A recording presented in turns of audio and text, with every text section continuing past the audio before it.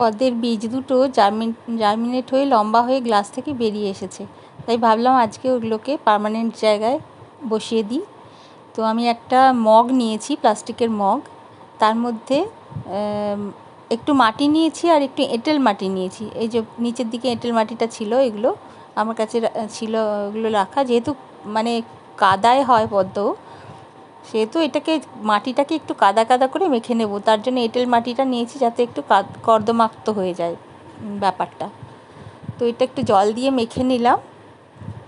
এবার ওই বীজ দুটো এটাতে, এই কাদার মধ্যে পাঁক বলা যায়, পাঁকের মধ্যে হয় পদ্ম, তাই এই রকম ধরনের একটা মাটি হলে ভালো হয়।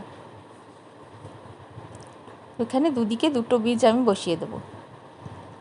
একটু গর্ত করে, এটাকে চাপাচাপি করা যাবে না, একটু গর্ত করে ওর মধ্যে বসিয়ে ওপর থেকে একটু মাটিটাকে চাপা দিয়ে দেবো।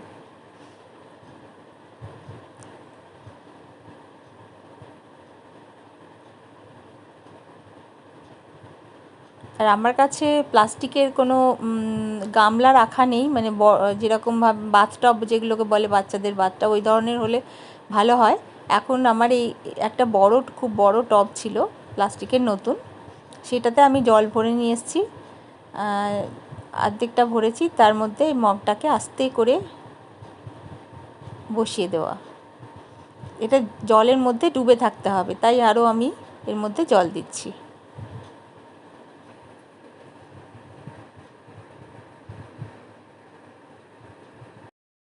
আরও জল উপর থেকে দিয়ে দিলাম যাতে মগটা ডুবে যায় একদম।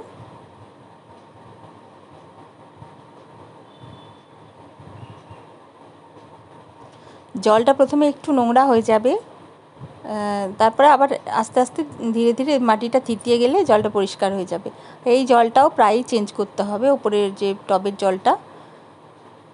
ব্যাস এইটুকু জল আমি দিয়ে রাখলাম, উপর থেকে নোংরা খানিকটা ফেলে দিলাম। এটা আস্তে আস্তে পরিষ্কার হয়ে যাবে জলটা।